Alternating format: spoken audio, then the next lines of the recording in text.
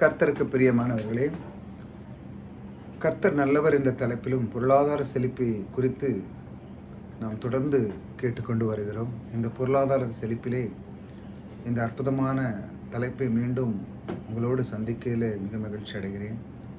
கர்த்தர் அற்புதமான இந்த தருணத்தை கொடுத்ததற்காக நன்றி. நீங்கள் இதை கேட்டுக்கொண்டிருக்கீங்க, அதற்காகவும் உங்களுக்கு நன்றி. இந்த பொருளாதார செழிப்பை குறித்து நாம் சில பகுதிகளாக நான் சொல்லியிருந்தேன் போதிக்க வேண்டி. அதில் முதல் பகுதியாக பொருளாதாரத்தை செழிப்பை குறித்து கர்த்தர் அவருடைய விருப்பமும் சித்தமாக இருக்குது, நம்மை குறித்து அவருடைய விருப்பமும் சித்தமாக இருக்கின்ற தலைப்பில் நிறைய போதித்தேன். இரண்டாவது தலைப்பை பொருளாதாரத்தை செழிப்பை குறித்து மக்கள் நம்பும் பொய்கள். அதில் நிறையா விதமான மக்கள் பொய்களை நம்பி வாழ்கிறார்கள். அதனால் அவர்கள் செழித்து முடியலை. அது வேத வசனத்திலிருந்து நிறையா நான் உங்களுக்கு காமிச்சேன், அதிலிருந்து நான் எடுத்து காமிச்சேன். இப்பொழுது நான் மூன்றாம் பகுதிக்கு வந்திருக்கிறோம். இந்த மூன்றாம் பகுதியிலே இந்த பொருளாதாரத்தை குறித்து வாழ்க்கையிலே இந்த ஒரு முக்கிய தகுதிகள், அதாவது இந்த பொருளாதாரத்துக்கு முன்னேற்றத்திற்கு சில தகுதிகள் தேவைப்படுகிறது. அந்த தகுதிகள் என்ன கொண்டு நாம் இந்த மூன்றாம் பகுதியில் பார்த்து கொண்டு வருகிறோம். பாருங்கள், இந்த வாழ்க்கைக்கு முக்கிய தகுதிகள் அது என்னவென்றால், வாழ்க்கைக்கு அது ஏன் முக்கியம் என்றால், சில பேர்கள் பாருங்கள் என்ன சொல்கிறாங்க, பொருளாதார செழிப்பு முன்னேற்றம் சில பேர் பொருளாதாரத்தில் முன்னேற்றம் இல்லையே, வாக்கு தத்துவங்கள் இப்படி இருக்கிறது, அப்படி சொல்லியிருக்கு, இப்படி சொல்லி நானும் அதை பேசுகிறேன், வாங்குகிறேன், சில காரியங்கள் நான் செய்கிறேன் அப்படின்னு நிறைய பேர் புலம்பிட்டு இருக்காங்க. முதல்ல இப்படி சொல்கிறாங்க பாருங்கள், வாழ்க்கை ஐஸ்வர்யத்தை சம்பாதிக்கிற பலன் கொடுத்துருக்குறான்னு சொல்லியிருக்குது, ஆனால் எனக்கு அந்த மாதிரி ஒன்றும் நடந்த மாதிரி இல்லையே அப்படின்னு நிறைய பேர் இந்த மாதிரி ஒரு ஆதங்கத்துக்குள்ளே போகிறாங்க. சில காரியத்துக்கு இதை குறித்து சில பேருக்கு பேசி கொண்டிருக்கிறாங்க, இந்த மாதிரி காரியங்கள்லாம் பேசுவாங்க. அதனால் நான் உங்களுக்கு போன வாரத்தில் நான் உங்களுக்கு முதல்ல ஒரு காரியத்தை நான் சொன்னேன். அதாவது கர்த்தருடைய வார்த்தைக்கு முதலிடம் கொடுக்க வேண்டும். அதாவது 3 யோவான் 1:2 சொல்லியிருக்கலாம். 3 யோவான் 1:2 என்ன வார்த்தை சொல்லியிருக்கு நான் உங்களுக்கு வாசிக்கிறேன். பிரியமானவனே, உன் ஆத்துமா வாழ்கிறது போல நீ எல்லாவற்றிலும் வாழ்ந்து சுகமாக இருக்கும்படி வேண்டிக்கிறேன். பவுல் அவர் சொல்கிறார், இந்த மாதிரி வேண்டிக்கிறேன், உங்களுக்கான சுகத்தை இருக்க வேண்டும். பாருங்கள், வேத வசனத்தில் இது சுகமாக இருக்க வேண்டும். கர்த்தருடைய வார்த்தையில் முதலிடம் கொடுக்க இது ரொம்ப முக்கியம். இது வேத வசனத்தில் மாபெரும் இது ஒரு உண்மை. உன் ஆத்துமா வாழ்ந்திருக்கிறது போது எல்லாவற்றிலும் நீ வாழ்ந்திருப்பாய். உள்ளான மனிதனுக்குள்ளே அதை சொல்லி நீ எப்படி உள்ளுக்குள்ளே நீ எப்படி அதை உணர்த்து கொள்கிறாயோ அந்த அளவுக்கு தான் நீ இருக்க போகிறான். அப்படி தானே, நீ சரீர பிரகாரமாக ஒன்றும் அதை இப்படி பில்டு பண்ண அப்படி இல்லை. உள்ளானத்துக்குள்ளே நீ எப்படி இருக்கிறது, ஆவிக்குள்ளே நீ எப்படி இருக்கிற, அது அப்படித்தான் நீ இருக்க போகிற. ஆத்மா வாழ்கிறது ஏற்ற போல எல்லாவற்றிலும் எல்லா விதத்திலும் வாழ்வு இப்படி அப்படி தான் இருக்கும். அப்படி தானே உங்கள் உள்ளுக்குள்ளான இருக்கிற மனதில் அப்படி தானே உங்களுடைய வாழ்க்கை இருக்கும். அப்படி தான் ஏற்படவும் முடியும். தேவனை அறிகிற அறிவு பெருக்கம், இதான் மனுஷனுடைய வாழ்க்கையில் ரொம்ப முக்கியம். தேவனை அறிகிற அறிவு, நாம் இருப்பது, அது எந்த நிலையில் இருப்பதோ அதற்காக என்னென்ன வாழ்க்கையில் எல்லா விதத்தில் இதில் நாம் தலைத்து முடியும், அதற்கு ஏற்றபடி தான் எல்லாவற்றையும் வாழ்ந்திருக்க முடியும். அதன் மாதிரி நம்ம எப்படிலாம் தேவனோடு இருக்கோம் அதுக்குப்படி தான் நம்ம வாழ்ந்திருக்க முடியும். எல்லாவற்றிலும் வாழ்ந்திருப்பது தான் தேவனுடைய சித்தம். உன் ஆத்துமா வாழ்ந்திருக்கும், எல்லாவற்றிலும் வாழ்ந்திருக்கா என்று இந்த வேதவசனம் சொல்லுகிறது. போன வாரத்தில் இதை தான் நான் உங்களுக்கு சொன்னேன். அதாவது முதலிடம் கொடுத்து நீ உன்னுடைய ஆத்துமா எப்படி இருக்கோ அந்த மாதிரி தான் நீங்கள் இருக்க போகிற. இன்றைக்கி பாருங்கள், இந்த 2ஆம் வார்த்தைக்கு நாம் வருவோம். இதில் இந்த 2ஆம் காரியத்தை நாம் என்ன பண்ணுறோம், கீழ்ப்படிதலை குறித்து நான் பேச போகிறேன். வெறும் வசனத்தில் முதலிடம் கொடுத்தால் போட்டு போடாது, அந்த வசனத்துக்கு நாம் கீழ்ப்படிய வேண்டும். அப்படி தானே நீங்கள் வசனம் படிச்சுக்கிட்டே போகிறீங்க, நிறைய படிச்சுக்கிட்டே இருங்க, பைகாட் பண்ணிகிட்டே இருக்க. நிறைய பேர் எல்லாமே தெரியும், பல வசனங்கள் சங்கீதத்தில் நீதிமொழி எல்லாம் தெரியும். ஆனால் அந்த வசனத்துக்கு படி நீங்கள் கீழ்ப்படுறீங்களா? கீழ்ப்படிதல் தேவனுடைய வார்த்தைக்கு, அவருடைய வார்த்தைக்கு அதுக்கு கீழ்ப்படுறீங்களா என்ன பாருங்க. ஏசியா 1:19 நான் உங்களுக்கு வாசிக்கிறேன். வேதத்தில் என்ன படிக்க பாருங்கள்.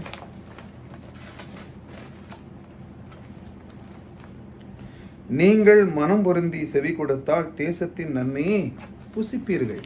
மனம் பொருந்தி செவி கொடுத்தால் என்ன அழகான ஒரு வசனம் பாருங்கள். தேசத்தின் நன்மை புசிக்க வேண்டும் என்றால் என்ன செய்யணும் பாருங்கள்.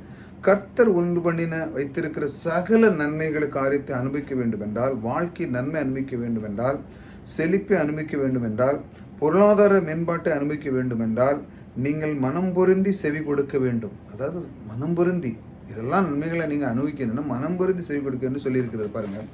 அந்த வசனத்தில்.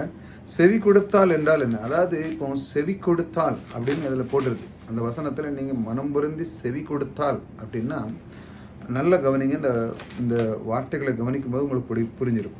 செவி கொடுத்தால் என்றால் நாம் கேட்டால் போதும் என்று நினைக்கக்கூடாது. இப்போ நான் உங்களுக்கு ஒரு வார்த்தை சொல்கிறேன். இப்போ நீங்கள் கேட்டுக்கிட்டு இருக்கீங்க. நீங்கள் வந்து முதல் வேலை என்ன நடக்குறீங்க? கேட்குறீங்க. கேட்டு அதை உள்வாங்குறீங்க. பாருங்கள், அப்படி முதல்ல அதை கேட்டுங்க. அப்படி கிடையாது. நீங்கள் நன்றாக யோசித்து பாருங்கள். அதாவது முதல்ல நம்ம முதல் வேலை என்னென்னு கேட்குறீங்க. கேட்டுட்டு அது அடுத்த வசனம் என்ன நடக்குதுன்னா, கேட்டுட்டு நீங்கள் கீழ்ப்படிதல். அதாவது தமிழில் ஒரு வார்த்தை இருக்குது பாருங்கள்.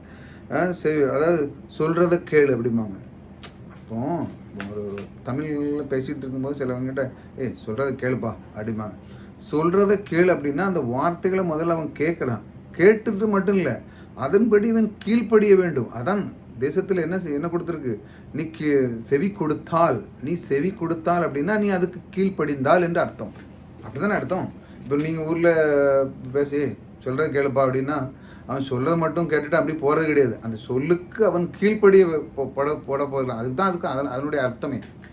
அதுக்கு ரெண்டாவது வேலை என்ன நடக்குது? அவன் கீழ்ப்படியணும். வார்த்தை ஒன்று சொல்லுகிறாங்க, செவி கொடுக்குறாங்க, கேட்குறாங்க, அதன்படி கீழ்ப்படுது. அதாவது தேவனுடைய வார்த்தை ஒன்று இருக்கிறது, முதலிடம் நாம் கொடுக்குறோம்.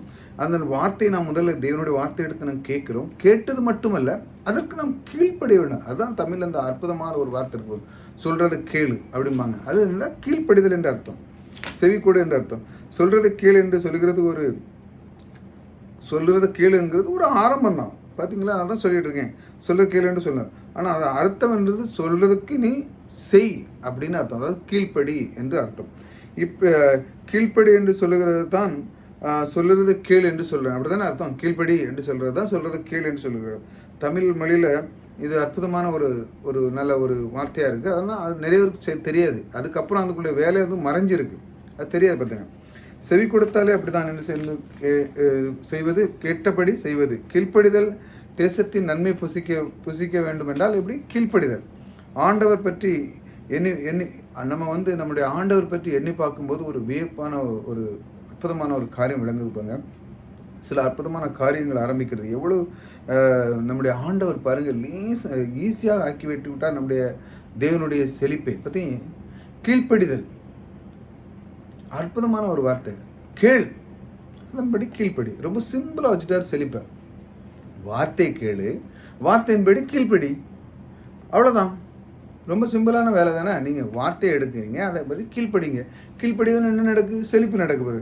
இன்று நாம் பல்வேறு பின்னிலிருந்து வருகிறோம். இந்த கேட்டுக்கொண்டு இருக்கிற சிலர் உங்களுக்குள்ள ஒரு ஆனந்தமாக இருக்கும். சரி, எவர் என்ன நினைக்கிறாங்க பாருங்கள். நான் வந்து இந்த ஊரில் எங்களுக்கு அந்த அளவுக்கு படிப்புத்தன்மை இல்லை, நான் அப்படி இல்லை, நான் பின்தங்கியான ஒரு சூழ்நிலையில் வந்திருக்கிறேன், எனக்கு பேக்ரவுண்ட் அப்படி இல்லை, நான் ரொம்ப பின்தங்கியாக சன்னதியில் இருக்கேன், நான் கீழ்மட்டத்தில் இருக்கிறேன், எனக்கு யாருமே கிடையாது, வாய்ப்பு இல்லை, அது இல்லை, இது இல்லை, கடனில் இருக்கிறேன், மூழ்கி கிடக்கிறேன், 1000 காரங்களை சொல்லி கொண்டு இருப்பாங்க. நான் இப்போ உங்களுக்கு அப்படி இருக்குது, மனசில் தோணலாம், இப்படிலாம் இருக்குது, நான் அப்படி இருக்கிறேன், இப்படி இருக்கிறேன்னு உங்களுக்குள்ள ஒரு ஆதங்கமான ஒரு வார்த்தைகள் உங்களுக்குள்ளே வரணும். ஆனால் தேவன் என்ன சொல்லுகிறார்? கேளு, சொல்கிறது கேளு, கீழ்ப்படி. ரொம்ப சிம்பிள், ஈஸியாக வச்சுருக்காரு பாருங்க. அநேக பேர் இப்படி புலம்பிட்டு இருக்காங்க. ஆனால் தேவன் ரொம்ப தெளிவாக சொல்லு, வார்த்தையை கேள், செழிப்புக்கான ரகசியத்தை நான் சொல்லி கொண்டு இருக்கிறேன். ஆகத்தான் நான் இது ஒரு நற்செய்தி கொண்டு வந்திருக்கிறேன். சுவிசேஷம் என்பது நற்செய்தி. கர்த்தர் சொல்லுகிறார், செழிப்பு அடைவது என்பது ஒரு பெரிய ஃபார்முலா, அதாவது பெரிய படித்தவனுக்கு தான் கிடைக்கும், இப்படி கிடைக்கும், அதை செஞ்ச அப்படிப்பட்ட பெரிய மேதைகளுக்கு தான் கிடைக்கும், டிகிரி இருக்கும், பெரிய படிச்சிருக்கோம், அப்படிலாம் ஒன்றுமே இல்லை. அப்படிலாம் நீங்கள் பாருங்கள், நிறைய பேர் பாருங்கள், படிப்பு குறைந்த இருக்கிறவங்களாம் பெரிய செல்வந்தன. காரணம் என்ன? கீழ்ப்படிதல். வார்த்தை சரியாக கவனமாக கையாளுவாங்க, பெரியவங்களுக்கு கனம் கொடுப்பாங்க, எந்த அதிகாரிகளுக்கு அவங்களுக்கு ஒரு கனம் கொடுப்பாங்க. கீழ்ப்படிதல் பாருங்கள். அவங்களுக்கு செலவு ஒன்றுமே படிக்காதவங்க பாவம் பாரு எவ்வளோ பணக்காரனாக இருக்காங்க. காரணம் கீழ்ப்படிதல். அவங்களுக்கு எதுவுமே அவங்க வந்து முண்டி எதுவும் கோபத்தில் பேச மாட்டாங்க, கீழ்ப்படிவாங்க, அவ்வளோதான், சரி ஓகே அப்படின்னு சொல்லுவாங்க. அந்த அளவுக்கு ஒரு விதமான அந்த காரியத்தை கற்றுக்கொள்வாங்க. கீழ்ப்படிதல், கேட்பாங்க, கேட்டபடி கீழ்ப்படிவாங்க. அதான் ரொம்ப முக்கியம். அது ரொம்ப முக்கியம். பாருங்கள், அப்படிப்பட்டவர்களுக்கு இது பாருங்கள், இந்த மாதிரி ஆட்களுக்கு பாருங்கள், பெரிய பெரிய பெரிய பெரிய ஆட்களுக்கு தான் கிடைக்கும் அப்படின்லாம் ஒன்றும் இல்லை. பெரிய ஃபார்மலான அந்த செழிப்பு அடைவதற்கு இந்த மாதிரி ஆட்களுக்கு தான் தகுதி அப்படிலாம் நமக்கு தேவை கிடையாது. அப்போ தான் சக்ஸஸ் ஆக முடியும் அப்படிலாம் ஒன்றும் இல்லை. செழிப்படைவதற்கு செழிப்பு என்பது ரொம்ப படித்தவருக்கு தான், பெரிய மேதைகளுக்கு தான் கிடைக்கும் அப்படின்னா அவங்களுக்கு தானே கிடைக்கும். அப்போ சாதாரணங்களுக்கு எப்படி ஆளுகள் கிடைக்குமா? கிடைக்காது. சாதாரண ஆள் அப்படி படித்தவங்களுக்கு தான் கிடைக்கணும் அப்படின்னு இல்லை. ஆனால் தேவன் அப்படி வைக்கல பாருங்கள். தேவ வசனம் பாருங்கள் அற்புதமான நம்முடைய தேவன் மிகவும் அற்புதமானவர். அதுதான் எனக்கு ரொம்ப பிரியமானது. தேவன் பாருங்கள் எல்லாத்துக்கும் ஒரு சமமாக வைத்திருக்கிறார் பாருங்கள். அதனால தான் இதை அவர்கள் மற்றும் எட்டி பிடிக்க வைக்காமல் எல்லோருமே அவங்க தான் பிடிக்கணும் அப்படின்ல, எல்லாருமே கீழே இருக்கிற மேல்மட்டங்களோட அந்த வாழ்க்கையில் சொந்தமாய் ஏழ்மையாக எந்த ஸ்தானத்தில் எல்லாரும் கீழே இருக்கிறவங்களுக்கு ஆளக்கூட அந்த கனியை அப்படி எட்டி பிடிக்கிற அளவுக்கு அவர் வச்சுட்டார். எது? கீழ்ப்படுது. நீங்கள் செழிக்க வேண்டுமா? கர்த்தர் ஒரு பெரிய பிரமாணத்தை வைத்திருக்கிறார். எட்டாத உயரத்தில் அவர் வைக்கவில்லை. அவர் பெரிய இப்படி தான் இருக்கணும், அப்படி தான் செஞ்சால் தான் செய்யணும், அப்படி இல்லை. எட்டாத உயரத்தில் வைக்கவில்லை. அவர் சொல்லுகிறார் கீழ்ப்படி. பாருங்கள், வாழ்க்கையில் கீழ்ப்படிதல் அப்படிங்கிறது இப்போ நீங்கள் சில கம்பெனிலலாம் பாருங்கள், அந்த ஒரு மேனேஜரோ ஒரு பெரிய ஆளுகளுக்கு கரெக்டாக அவன் அந்த கீழ்ப்படிஞ்சு அவன் சொன்னதை செஞ்சானே அவனுக்கு ப்ரொமோஷன் கூட்டிகிட்டே போகும், ஆசீர்வாதங்களை கூட்டிகிட்டே போகும். ஏற்று பேச மாட்டான், அவனுக்கு டக் டக் டக் டக்னு ப்ரொமோஷன் போய்கிட்டே இருக்கும். காரணம் என்ன? அவன் கீழ்ப்படிதல். அவனுடைய நாவை சரியாக கையாளுதல். வார்த்தை கேட்குறான், மேலேருந்து அதிகாரிகள் சொல்கிறான், அந்த வார்த்தை செய்கிறான். கேட்குறான் செய்கிறான். கீழ்ப்படிதல். அவங்களுக்கு ஏற்று பேசுறது கிடையாது. அந்த மாதிரி பெரியவங்களுக்கு ஏற்று பேசுகிற அந்த பழக்கங்கள்லாம் அவன்கிட்ட கிடையாது. சொன்னதை செய்யணும், அவ்வளோதான். அந்த அளவுக்கு இப்போ நீங்கள் பெற்றோராக இருக்கீங்க, பிள்ளைகளுக்கு நீங்கள் சொன்னதை அந்த பிள்ளைகள் செஞ்சிச்சுன்னா உங்களுக்கு எவ்வளோ மகிழ்ச்சியாக இருக்கும். அதன் கீழ்ப்படியும் பொழுது நீங்கள் அந்த பிள்ளைகளுக்கு என்னெல்லாம் செய்ய ஆரம்பிச்சிருவீங்க? ஆசீர்வாதத்தை கொடுப்பீங்க. என் பிள்ளை சொன்னதை கேட்பான், எனக்கு ஏற்று பேச மாட்டான், அவன் கரெக்டாக இருப்பான், அதனால் நான் அவனுக்காக முடிஞ்ச எல்லா உதவிகளையும் செய்வேன் அப்படின்னு நீங்களே தயாராகுங்க. ஆனால் நம்ம அன்பு தேவன் அப்படி விடுவாரா? அவர் எல்லாத்தையும் வச்சுருக்கிறாரு. அது படித்தவங்க, அது உங்கள் குடும்பத்தில் பெரிய மூத்த பிள்ளை சின்ன பிள்ளை அப்படி இல்லை. கீழ்ப்படிஞ்சாலே போதும். மூத்த பிள்ளை சின்ன பிள்ளைலாம் ஒன்றும் அவசியம் இல்லை. 4வது பிள்ளை 5வது பிள்ளைலாம் ஒன்றும் இல்லை. கீழ்ப்படிஞ்சாலே ஆசீர்வாதம் தான். பெரியவங்க வந்து அவங்களுக்கு கனம் பண்ண தெரியணும். இப்படிலாம் பண்ணும்போது தன்னாலே அந்த ஆசீர்வாதம் வந்து அதை ஒட்டி அந்த கனியை அந்த ஆசீர்வாதத்தின் கனியை அந்த செழிப்பின் கனியை அவர்கள் பறித்து கொள்கிறார்கள். இதைத்தான் தேவன் சொல்லுகிறார். வார்த்தையை கேட்டால் மட்டும் போலாது, அதற்குபடி நீ கீழ்ப்படியணும் அப்படின்னு அழகாக நம்முடைய ஆண்டவர் இவ்வளோ ஈஸியாக சொல்லிக் கொடுக்குறார் பாருங்கள். செழிப்பை பற்றி இருப்ப அற்புதமான தேவன் நம்முடைய பைபிளில் இந்த அற்புதமான தேவன் கீழ்ப்படிதலை கொடுத்து இந்த அழகாக சொல்லிக் கொடுக்குறார் பாருங்கள். கீழ்ப்படிதல் இந்த காரியம் வாழ்க்கையில் ஒவ்வொருவரும் செய்யக்கூடிய காரியம். இது ரொம்ப தூரத்தில் கிடையாது. இன்னும் கேட்டால் நீங்கள் கீழ்ப்படிதலுக்கு நீங்கள் ஒப்பு கொடுக்கீங்க. என்னால் முடியும், நான் செய்வேன் அப்படின்னு ஒரு காரியத்தில் நீங்கள் ஒப்பு கொடுக்கும்போது சில காரியத்தில் இன்னும் நீங்கள் அதற்கு நீங்கள் ஆயத்தமாக இருக்கீங்க பாருங்கள். கேட்டு கீழ்ப்படிதற்கு இன்னும் ஆயத்தமாக இருக்கும் பொழுது நான் சொல்கிறேன், அது வந்து உங்களுக்கு அது ரொம்ப ஈஸிங்க. நீங்கள் கீழ்ப்படிதல் ஆரம்பிச்சிட்டிங்க. இப்போ ஒருத்தனுக்கு வேலை செய்கிறவங்க கொடுக்குறான், நீங்கள் அந்த வேலை செய்வியா, கரெக்டாக செய்வியா, எல்லாம் சொல்ல செய்வியா, சரி ஓகே. அவன் கீழ்ப்படிய ஆரம்பிச்சிட்டு சொன்னதை அவன் கீழ்ப்படிஞ்சிட்டான். அப்போ என்ன ஆசீர்வாதம் ஆகும்? அப்போ ஒருத்தன் செய்யதற்கு முன்பாக அவன் எல்லாத்தையும் கீழ்ப்படிய அவன் ரெடி ஆகிட்டான் எல்லாம் செய்யறதுக்கு. பாருங்கள், கஷ்டம் என்று நினைக்கிறார்கள். உங்களுக்கு நான் ரொம்ப நான் சொல்கிறேன், உங்களுக்கு ரொம்ப சுலபம். நான் கீழே இருக்கிறேன் என்று இது சில கீழே இருக்கிறேன் நடக்குமா? உங்களுக்கு தான் ரொம்ப, ஆனால் சில சொல்லுங்க நான் இப்படி இருக்கிறேனே ரொம்ப, ஆனால் நீங்கள் ஒப்பு கொடுக்குறீங்க, அதனால் அது ரொம்ப சுலபம். இரண்டால் கீழ்ப்படிதல் என்பது நீங்கள் எதையும் செய்ய ரெடியாக இருக்கீங்க. கீழ்ப்படிதல்ங்கிறது எதையும் செய்ய ரெடி. நான் இந்த செய்கிற ரெடியாக இருக்குன்னு கண்டிப்பாக அது உங்களுக்கு அந்த ஆசீர்வாதத்தின் கனியை பெற்றுக்கொள்ளலாம். நீங்கள் பின்தங்கி அந்த சூழ்நிலையிலேருந்து வந்திருக்க எந்த சூழ்நிலை இப்படி வந்தாலும் அப்படிலாம் கிடையாது. உங்களுக்கு ஒரு வேலை கொடுத்தீங்கன்னா அதில் நீங்கள் சரியாக கீழ்ப்படிந்து சரியாக செய்யும் பொழுது கண்டிப்பாக அதில் ஆசீர்வாதம் இருக்குது. அதில் இல்லை என்று இல்லவே இல்லை, கண்டிப்பாக இருக்கும். ஆமாம், தேவன் அதை தான் சொல்ல, வார்த்தையின்படி கீழ்ப்படி. தேவனுடைய வார்த்தைக்கு நாம் கீழ்ப்படியும் பொழுது கண்டிப்பாக ஆசீர்வாதத்தை வரும். நீங்கள் வெறும் வார்த்தை மட்டும் வச்சுட்டே இருந்தால் போதும், அதன்படி நடக்கவும் நீங்கள் செய்ய போகிறோம். அதைத்தான் ரொம்ப முக்கியமாக இந்த வீடியோவில் நான் உங்களுக்கு சொல்லுறேன். கீழ்ப்படிதல் பாருங்கள். கீழ்ப்படிதல் என்பது நீங்கள் எதையும் செய்ய ரெடியாக இருக்கிறீர்கள். அதனால தான் வாழ்க்கையில் முன்னேறுவதற்கான எதையும் செய்ய ஆயத்தமாக இருக்கிறீர்கள். வழி தெரிந்தாலே போதும். பாருங்கள், செய்ய வேண்டிய அதுக்கு ஆயத்தமாயிட்டீங்க. அதனால தான் நான் உங்களுக்கு சொல்கிறேன், உங்களுக்கு எல்லாரையும் காட்டிலும் இது வந்து நீங்கள் எல்லாத்தையும் கீழ்ப்படிய ஆரம்பிக்கிறதுக்கு ஒப்பு கொடுக்கும்போது எல்லாத்தையும் காட்டிலும் அருமையானவர்களே, இது வந்து உங்களுக்கு ரொம்ப ஈஸியாக கிடைக்கும். நீங்கள் அதை ஒப்பு கொடுக்கும் பொழுது இதைத்தான் அதான் நான் நீங்கள் அதைத்தான் நான் இப்போ உங்களுக்கு போதித்து கொண்டு வருகிறேன். பாருங்கள், கர்த்தர் தூரத்தில் வைக்கவில்லை, ரொம்ப கிட்டத்தில் தான் அவர் வச்சிருக்காரு. பாருங்கள், அதனால தான் அவர் கீழ்ப்படிதல் என்கிற அதை நாம் சொல்லிக் கொடுக்குறார். கர்த்தருடைய அன்பு, கர்த்தருடைய கிருபை என்பது எண்ணி பார்க்க வேண்டும். அது மட்டுமல்ல, நான் ஒன்று சொல்லுகிறேன். வாழ்க்கையில் கீழ் மட்டத்தில் இருக்கிறவர்கள், ஒன்றுமில்லாமல் கிடக்கிறவர்கள், வறுமையில் இல்லாமல் இதெல்லாம் கிடக்கிற அவர்கள் தேவனு உதவி செய்ய, அவர்களுக்கு ஒத்தாசை பண்ணி அவர்களை ஆசீர்வதிப்பது முன்னேற்றம் போது தேவனுக்கு இன்னும் அதிகமாக ஒரு மகிமை தேவனுக்கு கொண்டு வரும். பாருங்க, அதிகமான மகிமை யாருக்கு கிடைக்க வரும்? இந்த மாதிரி ஆட்கள்ல இருந்து மேலே தூக்குற ஒப்பு கொடுக்கும் பொழுது தேவன், நான் கண்டிப்பாக இதை செய்ய போகிறேன், நான் கீழ்ப்படித போகிறேன், தேவனுடைய வசனத்துக்கு நான் கீழ்ப்படிதுன்னு சொன்னோன்னே அவங்களுடைய வாழ்க்கை மிக சிறப்பாக தேவனுக்கு மகிமை கொண்டு வரும். பாருங்க, சில பணக்காரங்கள் சொல்ல எங்கள் தாத்தா அது இதுன்னு எல்லாமே வச்சிருக்காரு, எங்களுக்கு என்ன அப்படிங்கிறது அவங்க ஒரு பெருமையாக சொல்கிறாங்க. சிலவங்க பணக்காரங்க பாருங்கள், அவங்களுக்கெல்லாம் நிறைய இருக்குது. ஆனால் வாழ்க்கையில் ஒன்றுமில்லாத வறுமையில் இருக்கிறவர்கள் பாருங்கள், நான் இந்த நிலையில் தான் கிடக்கிறேன், எங்களுக்கு தூக்கிவிட ஆள் இல்லை அப்படின்னு சொல்கிறாங்க. ரொம்ப வறுமையில் இருக்க கர்த்தர் பார்க்கிறார், இவனை தூக்கிவிட்டால் மகிமை எனக்கு வரும். கர்த்தர் இந்த மாதிரி ஆட்கள், அதாவது அவனுக்கு ஒப்பு கொடுக்கும், அது கீழ்ப்படிதல் போது அவனை தூக்கிவிடாது. இவனை தூக்கிவிடும்போது எல்லா மகிமை எனக்கு வந்து இப்போ செய்கிறது. இவனை தூக்கி மேலே கொண்டு வரும்போது அன்பின் தேவன் அவர் பாருங்கள், உலகம் அவனை அந்த உலகத்தை அவன் காண முடிகிறது. பாருங்கள், தேவனாக இருக்கிறார், அந்த உலகத்தை காண முடிகிறது. ஆகவே பாருங்கள், தேவன் திக்கற்றவர்களை தூக்கிவிட தேவனாக இருக்கிறார், அவர்களுக்கு உதவி செய்கிறவராக இருக்கிறார். ஆகவே தான் நீங்கள் இதையெல்லாம் எண்ணி பார்க்க வேண்டும். தேவன் உங்களுக்குள்ளே இருக்கிறார். வார்த்தைக்கு கீழ்ப்படியும் பொழுது, அவருடைய வார்த்தைக்கு நீங்கள் ஒன்று இப்படி இருக்கிறேன் பின்தங்கியெல்லாம் சொல்லாமல் வார்த்தை கீழ்ப்படியும் போது தேவனுடைய மகிமை உங்களுக்குள்ளே வரும். தேவனுக்கே அது மகிமையை செய்கிற போகிறது.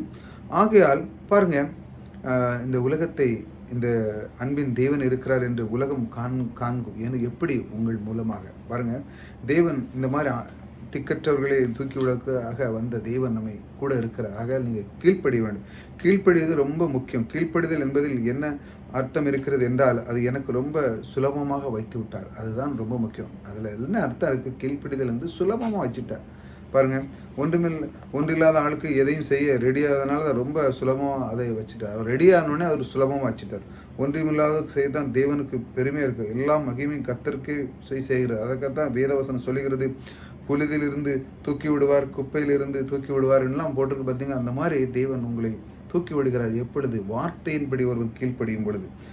அவர் ராஜாக்களுக்கு முன்பாக உங்களை உட்கார செய்கிறார். எப்பொழுது? கர்த்தருடைய வார்த்தைக்கு நீங்கள் கீழ்ப்படியும் போது. அருமையானவர்களை, நான் உங்களுக்கு ஒரு அற்புதமான சவால் விட்டு சொல்கிறேன்.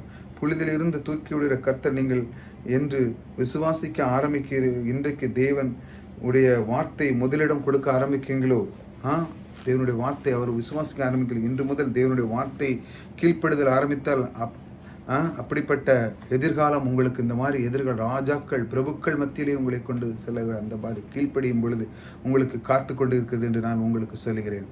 அது எட்டாத தூரத்தில் இல்லை, எட்டிய அளவிலே மிகவும் சுலபமாக வைக்கப்பட்டிருக்கிறது. உங்களுக்காகவே அது வைக்கப்பட்டிருக்கிறது. உங்களுக்குத்தான் அது ரொம்ப சுலபம். ஏனென்றால் நீங்கள் கீழ்ப்படிய ரெடியாக இருக்கீங்க. எனக்கு இது இல்லை அது இல்லை என்று சொல்லிக்கொண்டு இருக்கக்கூடாது. கர்த்தர் எனக்கு என்னை வைத்திருக்கிறார் என்று எட்டக்கூடிய தூரத்திலே கீழ்ப்படிதல் நன்மை புசிப்பா என்று சொல்லியிருக்கிறது. அதாவது கீழ்ப்படிதல்னா நன்மை, அதாவது செவி கொடுத்தால், இந்த தேசத்தினுடைய செவி கொடுத்தால் நீ நன்மை புசிப்பா என்று சொல்லியிருக்கிறது போல, இதை விட லேசாக யாரும் சொல்ல முடியாது. இந்த மாதிரி அற்புதமான தேவன், இதை விடையும் பாருங்கள், இந்த அற்புதமான தேவன் கர்த்தருக்கு முதலிடம் கொடுக்கறதை பற்றி இந்த 3ஆம் தலைப்பில் சொன்னேன். இது இப்பொழுது கர்த்தருடைய வார்த்தைக்கு கீழ்ப்படுதல் வார்த்தைக்கு மட்டுமல்ல, நம்முடைய வாழ்க்கையிலே குடும்பத்திலேயும் வார்த்தைகள், அதாவது நாம் சொல்லுகிற அந்த வார்த்தைகளுக்கு, நீங்கள் வீட்டில் ஒரு பெரிய தலைமைத்துவத்தில் இருந்தீங்கனாலும், குடும்பத் தலைவராக இருந்தாலும், சொன்ன வார்த்தைக்கு ஒருவர் கீழ்ப்படியும் பொழுது கண்டிப்பாக அவர்களுக்கு ஆசீர்வாதங்கள் வரும். அதைத்தான் நாம் சொல்லிக் கொடுக்க வேண்டும். பாருங்கள், வீட்டில் நீங்கள் சொல்லிக் கொடுங்கள், நான் கொடுங்கள். அதான் திரும்ப திரும்ப சொல்லிக்கொண்டு இருக்கும்போது, நான் கீழ்ப்படும் போது தேசத்தில் நன்மை புசிப்பார். நான் அதை சொல்லி அதன் மூலமாக நான் செய்து கொண்டு இருக்கும்போது, அதையே சொல்லிக் கொண்டு இருக்கும்போது, கீழ்ப்படிதல் இந்த வார்த்தை அந்த வார்த்தை எடுத்து நான் சொல்லிக் கொண்டு இருக்கும்போது, நான் என்ன செய்கிறேன்? கீழ்ப்படியும் போது தேசத்தில் நன்மை புசிப்பேன், நான் செழிப்பிலே வாழ்வேன், ஐஸ்வர்யம் என்னுடைய வீட்டிலே வந்து தங்கும். பாருங்கள், நான் கீழ்ப்படிதல் போது இது எல்லாம் என்னுடைய வாழ்க்கையில் நடக்கும் என்று உங்களுடைய நாவிலே இந்த வார்த்தை வையுங்கள், உள்ளங்களில் வார்த்தையை நிரப்புங்கள். அது மட்டுமல்ல, கீழ்ப்படிதல் என்பது ஒரு பிரமாணம் போல. பாருங்கள், புவியீர்ப்பு விசை மாதிரி அந்த மாதிரி ஒரு பிரமாணம் இந்த வேலை செய்கிறது. நீங்கள் சொல்ல சொல்ல அந்த கீழ்ப்படிங்கிற அந்த வார்த்தை புவியீர்ப்பு விசை மாதிரி ஒரு பிரமாணம். எல்லாம் ஒரு பிரமாணத்தின் இயக்கி வைக்கிறார். இந்த இயற்கை உலகமே சில பிரமாணங்கள் அடிப்படையில் தான் இயங்குகிறது. அப்படி தானே? பிரமாணத்தை ஒருவன் கண்டுபிடிக்கும் பொழுது, அதனோடு அவன் வாழும் பொழுது அவனுடைய வாழ்க்கையிலே குறைவே இருக்காது. பாருங்கள், இயற்கை பிரமாணம் அதாவது இயற்கை பிரமாணத்தை நம்ம மீற முடியுமா? மீறதுக்கு ரொம்ப கஷ்டம். அந்த மாதிரி அந்த இயற்கை பிரமாணம் எப்படின்னா விதைப்பு அறுப்புன்னு சொல்லியிருக்கு. இந்த மாதிரி வாழ்க்கை இந்த பிரமாணத்தின் இந்த இயற்கை பிரமாணத்தை ஒருவன் அறியும் பொழுது, இதுதான் செழிப்பின் ரகசியம். முதல்ல தேவனுடைய வார்த்தை, இரண்டாவது கீழ்ப்படுது. இது ஒரு பிரமாணம். இதை ஒருவன் அறிந்தாட்டாலே போதும், செல்வம் தன்னாலேயே வீட்டை நோக்கி வரும். ஆமாம், குவிந்து கிடக்கும். அவன் வீட்டில் களஞ்சியங்கள் நிறைந்திருக்கும். பாருங்கள், இயற்கை நாம் இந்த இயற்கை பிரமாணத்தை நாம் கனம் பண்ணுகிறோம். பாருங்கள், இந்த இயற்கை பிரமாணத்தை நாம் கனம் பண்ணுகிறேன். இயற்கை பிரமாணம் மனதில் வைத்து கொண்டு வாழ்கிறோம். பாருங்கள், அதனால் உண்மை கீழ்ப்படிதல் கீழ்ப்படி இந்த மாதிரி செய்தல் போது இந்த மாதிரி அதை நாம் கனம் பண்ணும் பொழுது நம்முடைய வாழ்க்கையிலே அது நம்முடைய வாழ்க்கைக்கு நன்மையாக இருக்குது. பல இயற்கை பிரமாணம் இந்த பூமியில் இயங்கி கொண்டு இருக்குது. இது ரொம்ப ரொம்ப ரொம்ப சுலபம் அந்த மாதிரி செய்கிறது. அங்கே அதுபோலவே ஆவிக்குரிய பிரமாணம், ஆவிக்குரிய வாழ்க்கை, ஆவிக்குரிய பிரமாணம் இயங்கி வருகிறது. இதுவும் இதை நான் பார்க்கும்போது இந்த சுலபமாக இருக்குது. இந்த பிரமாணத்தை வைத்திருக்கிறார். அதே போல் இந்த ஆசீர்வாதத்தின் பிரமாணம், அந்த கீழ்ப்படிதல் பிரமாணம் உங்களுக்கு சுலபமாக வைத்திருக்கிறார். ஏனென்றால் நீங்கள் கீழ்ப்படிய ஆரம்பிச்சிரு அதனுடைய கரியை நீங்கள் கண்டிப்பாக எட்டி பிடிக்க முடியும். பாருங்கள், ரோமர் 8:2 ஒரு வார்த்தை இருக்குது. ரோமர் 8:2 என்ன போட்டிருக்கு பாருங்கள். கிறிஸ்து இயேசுவினாலே ஜீவனுடைய ஆவியின் பிரமாணம் என்னை பாவ மரணம் என்பவைகளின் பிரமாணத்தின்றி விடுதலையாக்கிட்டே. கிறிஸ்து இயேசுவினுடைய ஆவியின் பிரமாணம் என்னை பாவ மரணம், இதில் 2 கொடுத்துருக்கு. கிறிஸ்துவனுடைய ஜீவனும் பாவ மரணம்ங்கிற பாருங்கள். இந்த உலகம் பாவ மரணம் என்கிற பிரமாணத்தின் அடிப்படையில் இயங்கி கொண்டிருக்கு. எப்பொழுது எப்போ ஆதாம் பாவம் செய்தானோ அந்த நாள் முதல் கொண்டு இந்த உலகத்தில் இந்த பூமியில் எப்பொழுதும் பாவம் இந்த பிரமாணம் இயங்கி கொண்டு தான் இருக்கிறது. ஆமாம், இந்த பிரமாணம் மனிதன் ஏதேன் தோட்டத்தில் அந்த செய்த பாவம், அவன் தேவனுக்கு கீழ்ப்படியாமல் போனான். பார்த்தீங்களா, அங்கே கீழ்ப்படிதல் அங்கே இல்லாமல் போட்டு. எப்படி தேவன் சொன்ன அந்த வார்த்தை, நீ இந்த கனியை புசியாதே என்று சொன்னார். ஆனால் நான் புசித்தான். தேவன் சொன்னார், அவளை கொடுத்தாள். ஆனாலும் தேவன் சொல்லியிருக்கிறாரே, அதனால் நான் செய்யக்கூடாது என்று அவன் செய்யவில்லை. அவள் தந்தால் இவன் புசித்தான். இப்போ எங்கே நடந்துட்டு, சொன்ன வார்த்தை தேவன் முதலாவது அவனுக்கு தான் சொன்னார். ஆனால் பாருங்க, அவன் கீழ்ப்படியவில்லை. அவனுடைய ஆசீர்வாதத்தை அவன் இழந்து விட்டான். இப்படித்தான் இந்த உலகமே இயங்கி கொண்டு இருக்கிறது. எல்லா துறையிலும் எல்லா இடத்திலுமே கீழ்ப்படிதல் ஒரு மனிதன் கற்றுக்கொள்ளும் பொழுது கண்டிப்பாக அவன் ஆசீர்வாதத்தை பெறுவான். கண்டிப்பாக பெறுவான். அருமையானவர்களே, நான் சொல்லுகிறேன், எந்த ஸ்தலத்தில் இருங்க, நீங்கள் எந்த வேலையில் இருங்க, எந்த துறையில் இருங்க, நீங்கள் உங்களுடைய மேலானவர்களுக்கு நீங்கள் கீழ்ப்படியவில்லை என்றால் உங்களுக்கு ஆசீர்வாதம் வராது, வரவே வராது. ஏனென்றால் நீங்கள் கீழ்ப்படிதல்ங்கிறது உங்கள் வாழ்க்கையில் நீங்கள் கொண்டு வரவில்லை. இது ஒரு பிரமாணம். ஆம், எனக்கு மேலாக ஒருவர் சொல்லியிருக்காங்கன்னா அதுக்கு நான் கண்டிப்பாக கீழ்ப்படியணும். உங்களுக்கு கீழாக ஒருத்தர் இருக்குன்னா அவங்க உங்கள் வார்த்தை கீழ்ப்படியணும். இதுதான் பிரமாணம். இந்த பிரமாணத்தின் அடிப்படையில் ஒருவன் செய்யும் பொழுது வார்த்தை, ஏன்னா நீங்கள் சொல்லுகிறது வார்த்தை. ஒரு வேலையை சொல்லிங்க, இந்த வேலையை இந்த எனக்கு முடிக்கணும், இந்த மாதிரி இல்லை நான் முடிக்க முடியாது, எனக்கு செய்ய முடியாது அப்படின்னா அவனுக்கு அதுக்கு ஆசீர்வாதம் எப்படி வரும்? வராது. இவன் வேலை சொன்னால் செய்ய மாட்டேங்கான், இவன் சொன்ன வார்த்தைக்கு வர மாட்டேங்கான், அப்போ இவன் என்ன எதுக்கு வச்சு அப்படின்னு உங்களுக்கு ஆசீர்வாதம் கிடைக்காது. எப்பொழுது அவன் சொன்னதை நீங்கள் கீழ்ப்படியும் பொழுது கண்டிப்பாக ஆசீர்வாதம். இப்படி தானே? அப்படித்தான் இந்த பிரமாணத்தை தேவன் வச்சிருக்கிறார். நீங்கள் கீழ்ப்படியும் போது தேவனுடைய வார்த்தை என்ன சொல்கிறது அதை கீழ்ப்படிந்தாலே நீங்கள் செழிப்பின் அந்த ஆசீர்வாதத்தை ஈஸியாக பெற்றுக்கொள்வீர்கள். அதுதான் தேவன் சொல்லுகிறார். பாருங்கள், இந்த அவன் தேவன் கீழ்ப்படியாதான் போனான். பாவம் தன்னுடைய வாழ்க்கையில் அவன் உள்ள நினைச்சுட்டான். பாருங்கள், அநேக பாவம் மரணம் என்கிற ஆரம்பித்து இந்த மாதிரி இந்த இதை ஆரம்பித்து விட்டது. பாவ மரணம் என்கிற பிரமாணம் புவியீர்ப்பு பிரமாணம் போல இயங்கி கொண்டு இருக்கிறது, இழுக்குது. பாருங்கள், ஒவ்வொரு மனிதனும் பாவத்தில் கிடக்கிறான். பாருங்கள், மரணத்துக்கு ஆளாகிறான். மரணம் என்கிற சொல்லினாலே என்ன, ஒட்டுமொத்த உருவம், வியாதி, நோய், இப்போ எல்லா தீமையுமே எல்லாம் அடங்கியிருக்கு. பாருங்கள், இன்று அநேக பேர் பாவம் மரணம் என்கிற பிரமாணம் போல புவியீர்ப்பு போல இழுத்து கொண்டு இருக்கிறது. ஆனால் அவன் மேலே வருவது ரொம்ப கஷ்டமாக இருக்குது. அப்படி தானே? பாவம் மரணம்ங்கிற பிரமாணத்துக்கு வாழ்க்கை அநேகர் எதிர்நீச்சல் போடுறாங்க. இதாட்டு முடியணும், வாங்கணும், செய்யணும், பணத்தை எப்படியாட்டு சீக்கிரம் கையாளணும், பணம் மட்டும் இல்லை, பணம் மேலே ஆசை வைக்காங்க. ஏதாட்டு சீக்கிரமாக ஆயிரணும் பணம் கொண்டு, இப்படி எதிர்நீச்சல்லாம் போட்டு எதை செய்யணுமோ அதை செய்யாமல் இந்த புவியிருப்பு இந்த பூமியினுடைய பிரமாணத்தை அறிந்து கொள்ளாமல் அவன் மாட்டி சிக்குண்டா போகிறான் பாருங்க. வாழ்க்கை அநேகர் எதிர்நீச்சல் அது படுகொலியில் இழுத்து கொண்டு போகிறது பாருங்கள். இந்த மாதிரி எதிர்நீச்சல் ஏதாச்சும் செய்யணும் பார்க்க முடிய மாட்டேங்குது. மேலே வர பார்க்குறார்கள், ஆனால் கீழே தான் இழுக்கு. இந்த பிரமாணம் பாருங்கள், எப்பவும் கீழே தான் இழுத்துட்ருக்கும் எல்லாமே. இந்த பாவ மரணங்கிற பிரமாணம் பாருங்கள், மனிதர் மத்தியில் பாவ மரணம் என்கிற பிரமாணம் கிரியை செய்து கொண்டே தான் இருக்கிறது. ஆனால் அதை மட்டும் கேளுங்க, இயேசு கிறிஸ்து வந்தார் இந்த பூமியிலே இழுத்து கொண்டிருக்கிற இந்த பிரமாணத்தில் இருந்து நம்மை தூக்கும்படியாக, நம்மை விடுவிக்கும்படியாக, அவைகள் மேல் அந்த மேலே விதத்திலே அந்த அவர் மேலான விதத்திலே வாழப்படியாக செய்யும்படியாக அப்படிப்பட்ட ஒரு சக்தி கொண்டு வந்தார். அது ஒரு சக்தி, அது மேலே நம்ம கொண்டு, அதுக்கு தான் அதிலேருந்து அந்த விடுதலை ஆக்கினார். நமக்கு பாருங்கள், மேலே தூக்கிற சக்தி கொடுக்குறார், கீழே இழுக்கிற சக்தி மீறி மேலே போக முடியும். இந்த மாதிரி ஒரு சக்தி கொடுக்குறாரு பாருங்க. தோல்வி மீறி வெற்றி பெற முடிகிறது, வறுமையிலிருந்து மீறி செழிப்படைய முடிகிறது, நோயிலிருந்து மீறி சுகத்தை பெற முடிகிறது. நன்றாக கவனிக்க வேண்டும். பாருங்க, நம்முடைய இந்த புவியீர்ப்பில் எந்த பொருளை போட்டாலும் கீழே பாருங்கள். இப்போ ஏரோப்ளேன் பாருங்கள், அது எப்படி பறக்கு? இந்த புவியீர்ப்பு பார்க்க போனால் அப்போ கீழே தானே வரணும், அது எப்படி பறக்கு? ஆனால் பாருங்கள், அதற்கு அந்த லா லிஃப்ட் அப்படிங்கிற இந்த மாதிரி ஒரு விசையை ஏற்படுத்தி, லா கிரியேட்டி, அதிலேருந்து மேலே கொண்டு போகிறதுக்கான ஒரு லா லிஃப்ட் தூக்குறாங்க. அது அதிலிருந்து பல மைல் மேலே தூக்கி கொண்டு பல மரடங்கு டன்கள்லாம் வச்சு எல்லாத்தையும் லக்கேஜ் போட்டுட்டு மேலே தூக்கிட்டு போகுது. அந்த அளவுக்கு அதை கண்டுபிடிச்சிருக்கான் பாருங்கள். இதை விடையும் மேலான ஒரு சக்தி. அதைத்தான் நம்ம கிறிஸ்து நமக்கு இந்த பாவ மரணங்கிறதுலேருந்து விடுதலையாக்கி நம்மை அவர் சிலுவையிலே மரித்த அந்த எல்லாம் அதற்கான அந்த காரணமே நம்மை செழித்து வாழ்வதற்கு தான் அந்த மரணமே உண்டு பண்ணுது. இதை ஒரு மனிதன் புரிந்து கொள்ளானே போதும். அவர் எனக்காக மரித்தது, நான் விசுவாசிக்கிறேன், நான் அதற்கு கீழ்ப்படுகிறேன், ஆகையால் அதிலிருந்து நான் விடுதலை பெற்றேன், நான் நீதிமான் ஆகிவிட்டேன் என்று அவன் முழு மனதோடு விசுவாசிக்கும் பொழுது ஒவ்வொரு நாளும் அவன் நன்மை புசிப்பான். ஒவ்வொரு நாளும் மனிதன் தரித்திர பிரமாணத்திலிருந்து கொண்டே போகிறது. அந்த தரித்திலிருந்து இழுத்துக்கிட்டு பாவ மரணம் என்கிற பிரமாணம் கிரியை செய்து கொண்டே இருக்கிறது. ஆனால் ஒரு மனிதன் இயேசுவை ஏற்றுக்கொண்டு, அதெல்லாம் இந்த கர்த்தர் நம்ம ரட்சிக்கும் போது, நம்முடைய வாழ்க்கையில் தேவனை ஏற்றுக்கொண்ட போது பாருங்கள், இயேசு சுவிசேஷத்தை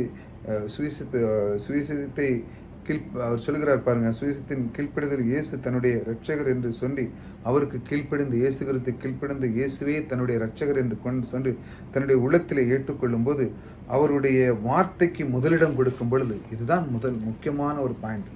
இயேசு கிறிஸ்து நம்ம ஏற்றுக்கொண்டோம், முதல்ல ரட்சிக்கிறோம். நம்ம புறஜாதியிலேருந்து நம்ம இயேசு கிறிஸ்து ஏற்றுக்கொண்டோம். அவருடைய வார்த்தையை நாம் கேட்குறோம், அவரை உள்ளத்தில் வைத்து அவருடைய வார்த்தைக்கு முதலிடம் கொடுக்கும்போது என்ன நடக்கும் பாருங்கள்.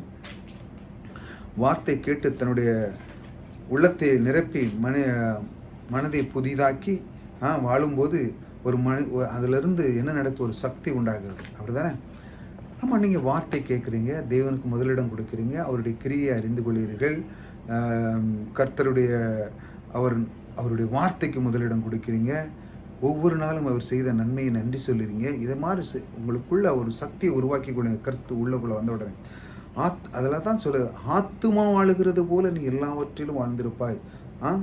அப்போ இயேசு இவன் உள்ளே வந்து மூலமாக இன்னொரு சக்தி உருவாகிவிட்டு பாருங்கள். அப்புறம் என்ன நடக்கு? நீங்கள் கிறிஸ்துவை அறிய ஆரம்பிச்சிட்டிங்க, இரவும் பகலும் அவரை தியானிக்க ஆரம்பிச்சிட்டிங்க, வார்த்தையை கேட்க ஆரம்பிச்சிட்டிங்க, வார்த்தையின்படி நடக்க ஆரம்பிச்சிட்டிங்க, முதலிடம் கொடுக்க ஆரம்பிச்சிட்டிங்க, இப்போ கீழ்ப்படிய ஆரம்பிச்சிட்டிங்கன்னு உங்களுக்குள்ள ஒரு சக்தி ஜென்ரேட்டர் ஆகுது பாருங்கள்.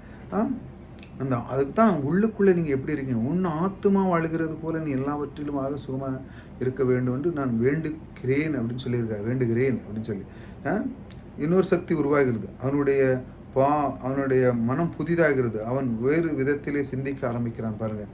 வேறு ஒரு வல்லமை கிரியை செய்கிறது அவனுக்குள்ளே பாருங்கள். இயேசு கிறிஸ்து மூலமாக, ஆவியானவர் மூலமாக, தேவனுடைய வார்த்தையின் வெளிப்பாட்டின் மூலமாக இன்னொரு சக்தி அவனை வேலை செய்ய ஆரம்பிக்கிறது. அந்த சக்தி என்னது?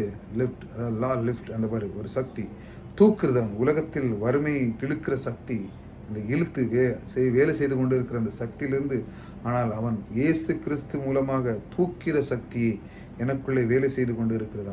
இப்போ அவருடைய அவர் உள்ளே வந்ததுனால இப்போ தூக்குற சக்தி, மிந்தி பாவ மரணங்கிறது இழுத்து கொண்டு இருக்கிற சக்தி, இப்போ கிறிஸ்து உள்ளே வந்தோடனே என்ன நடக்குது? மேலே தூக்குகிற ஒரு சக்தி உள்ளுக்குள்ளே இருக்கிறார். அதுதான் நம்ம அது அன்பாக நம்ம அது ரொம்ப சந்தோஷப்படணும். அவர் நம்மை தூக்குகிற சக்தி ஒருத்தர் உள்ளே இருக்கிறார். உங்கள் மனதில் புதிய சிந்தனையை உங்கள் மனதில் அவர் புதிய சிந்தனை வைப்பார் என்றால், புதிய கண்ணோட்டத்தோடும் வாழ்வீர்கள் என்றால், சிந்தனை வைப்பீர்கள் என்றால், நம்முடைய மனதில் ஒரு புதிய சிந்தனை வைப்பீர்கள் என்றால், புதிய கண்ணோட்டத்தோடு வாழ்வீர்கள் என்றால், எப்பேற்பட்ட சக்தி மனதில் உருவாக்க முடியும், எந்த ஒரு சக்தி உருவாக்க முடியும் என்பதை மனதில் வைப்பீர்கள் என்றால், அருமையானவர்களை அதை குறித்து அறிந்து கொள்வீர்கள் என்றால், இந்த மாதிரி எனக்குள்ள இருக்கிறார் ஒரு சக்தி உள்ளவர், ஒரு சக்தியை தருகிறவர், என்னை கீழே இழுக்காமல் மேலே இழுக்கிற ஒரு சக்தி, நீங்கள் அது இருக்கிற என்று நினைக்கும் பொழுது நீங்கள் மேலே பறக்க முடியும். இப்படி ஒரு நினைக்கும் போது மேலே பறக்க முடியும். வறுமையிலே கீழே இழுக்கிற போது ஐஸ்வர்யம் என்கிற இந்த உயர்ந்த சக்தி நீங்கள் மேலாக வர முடியும். இழுக்கிற அந்த சக்தி, வறுமையில் இழுக்கிற சக்தியை விட்டுட்டு கிறிஸ்து எனக்குள்ளே இருக்கிற அந்த சக்தியை கொண்டு வரும் பொழுது நீங்கள் என்ன வறுமையிலிருந்து நீக்கி பெரிய பொருளாதாரத்தில் மேலே வர முடியும். நிச்சயமாக நடக்கும். இது நிச்சயமாக நடக்கும். நான் உங்களை சொல்கிறேன். இயேசு கிறிஸ்துவின் வல்லமை பெரியதாக இருக்கிறது. தேவனுடைய வார்த்தை பெரிய வல்லமையாக இருக்குது. அது எப்பொழுதும் கிரியை செய்து ஆரம்பிக்கிறது. பாருங்கள், அந்த மஷின் எப்படி சரியாக எப்படி செய்கிறது? அந்த பொருள் இருந்தால் மட்டுமல்ல, அதில் அந்த மஷினை இயக்க செய்யணும். அதாவது வார்த்தை இருந்தால் மட்டுமல்ல, நம்ம கீழ்ப்படிதல் வேண்டும் என்று சொல்வது போல் இயக்கும்போது சரியான வேலை செய்கிறது. மஷின் சரியாக அதை நம்ம வேலை செய்கிறோம். அது இருந்தால் மட்டுமல்ல, அதை நம்ம சரியாக அதை ஆப்ரேட் பண்ண கற்றுக் கொடுக்க பாருங்க. அதே போல் என்னுடைய வார்த்தை இருந்தாலும் மட்டுமல்ல, அதற்கு கீழ்ப்படி செய்யும். சரியாக விதத்தில் இயங்கும்போது நிச்சயமாக அது என்ன செய்யுது? அந்த மஷின் அது மேலே பறக்க ஆரம்பிக்கும்.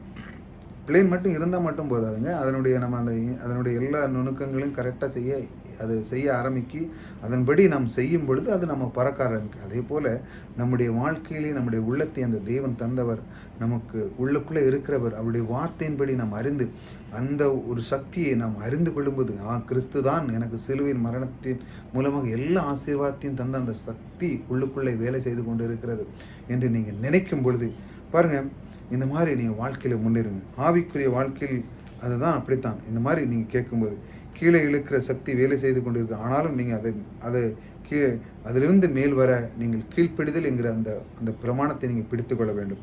கீழ்ப்படிதல் என்கிறதான் வாழ்க்கையின் தூக்கிக்கூடிய சக்தியாக உருவாக்கிறது. கீழ்ப்படிதல் என்பது என்னது? உங்களை தூக்கி விடுகிற ஒரு சக்தியாக உருகிறது. அப்புறம் நான் என்ன செய்ய வேண்டும்? ஒரு பெரிய காரியம், அது பெரிய ஒரு ஃபார்முலாலாம் கிடையாது. கீழே போகிற வாழ்க்கையை நான் மேலே கொண்டு வர வேண்டும் என்றால் கீழ்ப்படிய வேண்டும் என்று அதான் ரொம்ப முக்கியம். கர்த்தருடைய வார்த்தைக்கு செவி கொடுத்து வாழ்க்கைப்படி நான் செய்ய ஆரம்பிக்க வேண்டும். வேதத்தில் பாருங்கள், வேதத்தில் நீங்கள் பார்த்தீங்கன்னா பாருங்கள், நான் என்ன சொல்கிறது, கர்த்தர் அவர் சொல்கிறார் பாருங்கள். வேதத்தில் ஒரு இதை பாருங்க. வேதத்தில் நீங்கள் ஆபிரகாம் போன்ற மனிதர்கள்லாம் நீங்கள் வாசித்து பார்த்தீங்கன்னா என்றால் எல்லோரும் சாதாரணமாக இருந்தான். அவங்களாம் ஒரே பெரிய கிராஜுவேட்டு அப்படி இப்படிலாம் சொல்லலாம். அவன்லாம் அப்புறம்னா எங்கேயோ ஏதோ வணங்கிட்டு இருந்தான். அவன்லாம் ஒன்றும் பெரிய ஆளாக கிடையாது. அவன் பெரிய வானத்திலேருந்து பெரிய ஆள்லாம் வந்ததெல்லாம் அவங்க ஒன்றும் கிடையாது. பாருங்கள், பெரிய ஆள் கிடையாது, சாதாரண ஆள் தான். அவர்களுடைய வாழ்க்கையின் வெற்றியின் ரகசியம் என்ன? அவங்களுடைய வாழ்க்கையின் வெற்றி எங்கேயோ கடந்தான், கர்த்தர் தேடி போனார், தேடி போட்டு அவனை தேர்ந்தெடுத்தார். அவன் எங்கேயோ கிடந்தான், அவனுக்கும் ஆண்டவருக்கும் சம்மந்தமே கிடையாது. ஆனால் பாருங்கள், அவன் சீமானாக இருந்தான், பெரிய பணக்காரனாக இருந்தான், பூமியை நிரப்பும், பூமியை கொள்ளளவு முடியாத அளவுக்கு அவன்கிட்ட செல்வம் இருந்து அப்படி இப்படின்னு ஏகப்பட்ட நம்ம படிக்கிறோம். எப்படி பாருங்கள், அதுக்கு ரகசியம் என்ன என்றால் பார்த்தால் அவங்களோட ரகசியம்லாம் ஒன்றுமே கிடையாது. அவங்க என்ன பெரிய டிகிரி முடித்தாங்களா? அந்த காலத்தில் எதுவும் படிப்பு இருந்தால் எதாக இருந்தால் பெரிய மேதையாக ஒன்றும் கிடையாது. பாருங்கள், கர்த்தர் சொன்னதை அப்படியே செஞ்சான். வான்னா வந்தான், இந்த தேசத்தை விட்டு வெளியே வான்னா வந்தான், உடனே கீழ்ப்பணிச்சிட்டான். ஆசீர்வாதம் உடனே ஒட்டிக்கிட்டு, அவ்வளோதான். வந்தான், இந்த இடத்துக்கு வா, அதுக்கப்புறம் நான் உன் கூட இருக்கேன்னு சொல்லி எல்லா ஆசீர்வாதத்தையும் வாக்குத்தத்தையும் அவனுக்கு தான் கொடுத்தாரு. இன்றைக்கி தான் விசுவாசத்தின் தகப்பனன்னு சொன்னால் யார்? ஆபிரகாம் தான். விசுவாசம் என்பது என்ன? அவன் சொன்னபடி கேட்டான்னா கீழ்ப்படிஞ்சான். இங்கே வா, நான் சொல்கிறேன், கர்த்தர் சொல்கிறார், இங்கே வா, இந்த தேசத்தை விட்டு போ, சொல்கிறத கேளு. அப்படி சொன்னார். நம்ம சொல்கிறத கேளு. முதல்ல அவன் லிசன் பண்ணான், கீழ்ப்படுந்தான், முடிஞ்சு. அதான் அதன்படி ரகசியம். அப்படி தான் அவன் பெரிய ஆளாக மாறிவிட்டார். கர்த்தருக்கு கீழ்ப்படுதல் செய்யும்போது பெரிய ஆளாக ஆகிவிட்டார்கள். கர்த்தருக்கு கீழ்ப்படிஞ்ச உடனே அவன் என்ன ஆகிட்டான்? பெரிய ஆளாயிட்டான். ஓவர் நைட்டில் வந்து பணக்காரன். சொன்னதெல்லாம் கரெக்டாக செய்தான். வான்னா வந்துடுதான், அங்கே போனால் அங்கே போ, அங்கே போனால் அங்கே செய், அதை செய், இதை செய்யு, எல்லாத்தையும் ஆசீர்வாதம் பூரா ஒட்டிக்கிட்டு. எப்படி? அவன் கீழ்ப்படிஞ்சான். அப்புறம் எத்தனையோ பேர் இருந்திருக்கலாம் அந்த டைமில். நீங்கள் வேணாலும் பாருங்கள், கர்த்தர் அவனை தேடி போனார். அப்போ அவன் மட்டும்தான் இருந்தானா அந்த உலகத்தில்? வேறு எத்தனையோ பேர் இருந்தாங்க. ஆனால் தேவன் அறிஞ்சவன். தேவன் சொன்னார், நீ இந்த இடத்த விட்டு வான்னொடனே வந்துட்டான். ஏன் ஆண்டவரே, அங்கே தான் நல்லா இருக்க, பச்சை பச்சைன்னு இருக்க, நல்லா இருக்கு, நல்ல மாடு கிடுலாம், நீங்கள் ஏன் அங்கே கூப்பிடுதீங்க? இங்கேயே ஆசீர்வதிக்கலாமே. அவன் ஏற்று பேசவே இல்லை, அவன் சொல்லவே இல்லை. அவன் ஒரே வார்த்தை தான் சொன்னான். அவன் ஒன்றுமே சொல்ல. உடனே பெட்டி கட்டெல்லாம் தூக்கிட்டான். கர்த்தர் கூடுதாரு ஆசீர்வதிக்கவர், இந்த உலகத்தை உண்டு பண்ணவர், அண்ட சராசரியை உண்டு பண்ணவர், அவருடைய வார்த்தை. அவன் உடனே எல்லாம் புரிஞ்சுக்கிட்டான். நான் தான் உன் தேவன்டா, வா அப்படின்னு உடனே அவன் உடனே வந்தான். கீழ்ப்படிஞ்சோடனே ஆசீர்வாதம் வந்துட்டு அவன் உடனே எல்லாத்திலுமே பெரியவனாக ஆகிவிட்டான். இதுதான் நம்மளுடைய ரகசியம். அதனுடைய எல்லாரும் நீங்கள் பாருங்கள், பைபிளில் உள்ள அந்த பாருங்கள், ஆபிரகாம், ஈசாக்கு எல்லாம் தேவனுடைய வார்த்தைக்கு அவர்கள் கீழ்ப்படிந்ததுனால. பாருங்கள், கீழ்ப்படிதல் சொன்னதை செய்தார்கள். அவர்கள் பெரிய ஆளாக ஆகிவிட்டார்கள். இஸ்ரேல் ஜனம் பாருங்கள், அவங்கெல்லாம் பாருங்கள், இஸ்ரேல் ஜனத்தை நீங்கள் அவங்களாம் ஆடு மேய்க்கிற ஜனம். அப்போல்லாம் அவங்க வந்து ரொம்ப எளிச்சமாக நினைப்பாங்க அவங்களெல்லாம். இதெல்லாம் ஆடு மேய்க்கிற அவங்களுடைய அந்த ஜனங்கள்லாம் அந்த மாதிரி செஞ்சாங்க. பூமியில் உள்ள மனிதர்கள் எல்லாம் அவங்கெல்லாம் ரொம்ப ஒரு மாதிரி பார்த்தாங்க. ஆனால் பாருங்கள்,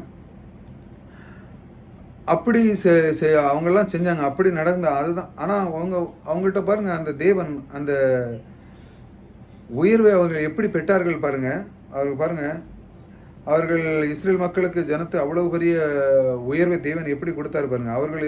அவர்கள் சொன்ன அந்த வார்த்தை, அதாவது பிரமாணம் போல வேலை செய்தது. ஒரு அவங்களுடைய வார்த்தையில் அவர் சொன்ன அந்த வார்த்தைகளுக்கு அவர்கள் சில கீழ்ப்படியும் போது, அதை எதற்கு கீழ்ப்படிய வேண்டும்? சுவிசேஷத்திற்கு. இந்த மாதிரி அவர்களுக்கும் அந்த தேவன் அவர்களை ஆசீர்வதித்தார். எப்படி? அந்த ஆபிரகாம் மூலமாக அவர்களை ஆசீர்வதித்தார். சொன்ன வார்த்தைகளுக்கு அதன்படி ஒரு அவங்களுக்கு ஒரு சக்தியே அவங்க லிட்டராக இந்த பைபிளில் போட்டிருக்கு பாருங்கள். அவங்கள எத்தனை பேர் ஒடுக்குனாங்க, வாங்கினாங்க. ஆனாலும் அவங்களெல்லாம் பல்கி பெருகி பயங்கரமாக அவங்களெல்லாம் பார்த்து பயப்பட அளவுக்கு ஆண்டவர் ஆசீர்வதித்தார் இஸ்ரேல் மக்களை. பாருங்கள், காரணம் என்ன? அவன் கீழ்ப்படிஞ்சான் ஆபிரகாம். அந்த கீழ்ப்படிதல் மூலமாக அவனுக்கு கொடுத்த வாக்குத்தத்தங்கள் மூலமாக அவங்கள எல்லாத்தையும் ஆசீர்வதித்தார். அவங்களெல்லாம் ரொம்ப எளிச்சமாக பேசின மக்கள், அந்த ஆட்கள்லாம் ரொம்ப மற்றவங்களாம் அந்த ஆபிரகாம் இஸ்ரேல் மக்கள்லாம் ஆடு மேய்ச்சவங்க, இந்த மாதிரிலாம் எளிச்சமாக பேசினவங்க. அவங்களெல்லாம் பாருங்கள், லிட்டராக அவங்க பாருங்கள், அவங்களுக்கு ஒரு சக்தி, அந்த பிரமாணம் அவங்களே வேலை செய்கிறது. எப்படி? கர்த்தர் அது கூட இருந்தார். கீழ்ப்படிஞ்ச அந்த ஒரு மனிதன் மூலமாக அது அந்த பூமியில் உள்ள மனிதர்கள் எல்லாம் பார்த்து எல்லாருமே பயப்பட அளவுக்கு அவங்க அந்த அளவுக்கு நடந்ததெல்லாம் அந்த பைபிளை நம்ம பார்க்குறோம். அந்த அளவுக்கு அவர்களை உயர்த்தினார். எதற்கு கீழ்ப்படிய வேண்டும்? சுவிசேஷத்திற்கு. பாருங்கள், எதற்கு கீழ்ப்படிய வேண்டும்? கர்த்தருடைய வார்த்தைக்கு. எதற்கு கீழ்ப்படிய வேண்டும்? ஆவியானுடைய நடத்தலுக்கு. எதற்கு கீழ்ப்படிய வேண்டும்? கர்த்தருடைய வார்த்தை வெளிப்பாடு. என்னுடைய வாழ்க்கையை நான் அப்படி அமைத்து கொண்டால் கீழே போகிறதுக்கு பதிலாக நான் மேலே வருவேன், கீழே இழுக்கிறதுக்கு பதிலாக நான் மேலாக வருவேன், நான் வந்து வாளாகாமல் தலையாகவேன் என்றுதான் வேதவசனம் எனக்கு போதிக்கிறது. இந்த மாதிரி நான் கீழே இல்லாமல் மேலே வருவேன்னு தான் போதிக்கிறது. இப்படித்தான் உலகத்தில் பாருங்கள், இப்படி தான் நம்ம தேவனுடைய வார்த்தை எடுத்து நம்ம அதை தியானிக்க வேண்டும். பாருங்கள், இப்பொழுது உங்களுக்குள்ளே உள்ள பெற்ற பிரமாணம் இந்த இதுக்குள்ளே இந்த நீங்கள் வார்த்தை கேட்ட இந்த பிரமாணம் உங்களுக்குள்ளே எப்பேர் பெற்ற பிரமாணம் இயங்கி கொண்டிருக்கிறது என்பதை அறிந்திருக்கிறீர்கள். இந்த உள்ளுக்குள்ளே இருக்கிறத நீங்கள் அறிந்திருக்கீங்க. அறியாமல் இருக்கக்கூடாது, அறிந்து கொள்ள வேண்டும். உங்கள் தூக்கிவிடும் பிரமாணம், செழிப்பின் பிரமாணம், இதை இயக்க வைக்க முடியும். ஒன்றும் இல்லை. இதற்கு ஒரு பெரிய ஃபார்முலாலாம் ஒன்றும் இல்லை. வெறும் கீழே இழுக்கிற பிரமாணத்தை விட மேலே போகிற கொண்டு போகிறதுக்கு ஒரே ஒரு வழி கீழ்ப்படுதல் என்கிற எல்லாவற்றுக்கும் செய்யக்கூடிய ஒரு அற்புதமான ஒரு சிறிய வேலை தான் கர்த்தர் வைத்திருக்கிறார். இதை செய்ய நீ மீளாவாய். கர்த்தர் சொல்கிறார், நீ இதை செய், கீழ்ப்படி. இன்றைக்கு கீழ்ப்படிதல் உங்கள் வாழ்க்கையிலுக்கு ஒரு பங்காக மாற்றுங்கள். இந்த வாழ்க்கையில் கீழ்ப்படிதங்க உங்கள் வாழ்க்கையில் ஒரு பங்காக மாற்றுங்கள்.